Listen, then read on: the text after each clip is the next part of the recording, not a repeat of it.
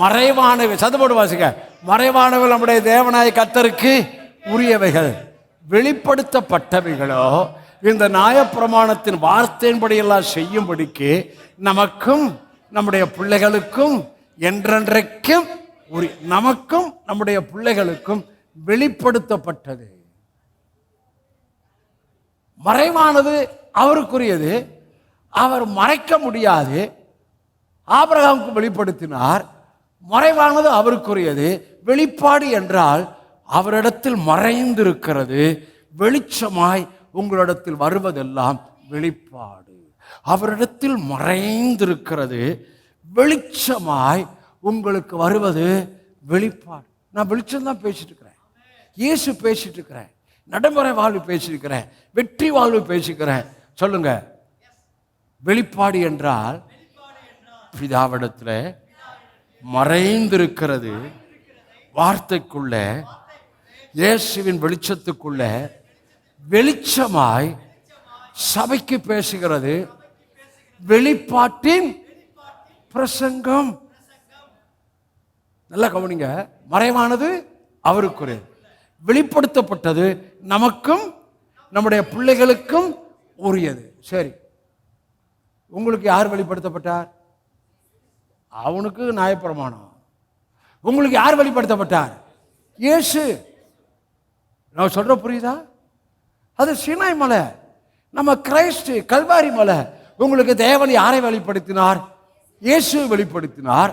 அப்ப வெளிப்படுத்தப்பட்டதோ நமக்கும் நம்முடைய பிள்ளைகளுக்கும் உரியது. உங்க பிள்ளைகளுக்கு ஃபீட் பண்ணுங்க. ஜீசஸ் ரெவலேஷன் ஃபீட் பண்ணுங்க.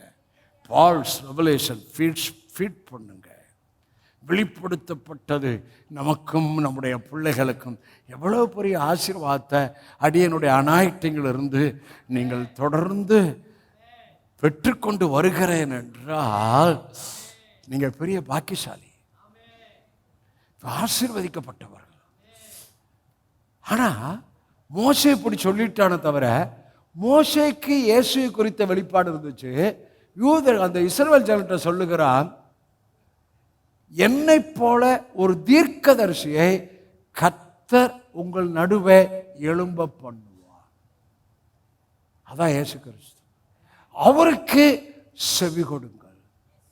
ஆனா நியூ டெஸ்ட்மென்ட்ல யூதர்களை பார்த்தீங்கன்னா, மோசே சொன்னபடி தீர்க்கதரிசியாக இயேசுவை யூதர்கள் நடுவே எழும்பி விட்டார். யூதர்கள் இயேசுவுக்கு செவி கொடுக்கல. ஆனா நான் சொன்னேன், நம்ம இயேசுவுக்கு செவி கொடுக்கணும், இயேசுவின் வார்த்தைக்கு செவி கொடுக்கணும். எவ்வளவா விசுவாச போதனை, கிரைஸ்ட் போதனை, கிரைஸ்ட் ரெவலேஷன் செவி கொடுத்தல் என்றால் கேட்பது. கேட்கறதுனால விசுவாசம் வரும். மோசேக்கு இயேசு வெளிப்பாடு இருந்துச்சு. அதனால தான் லூக்கா சுவிசேஷ கடைசி அதிகாரத்தில் அது 2 சீசர்கள் அப்புறம் அவங்களுக்கு பேசிட்டே போற, அவங்களுக்கு ஒன்றும் புரியலை.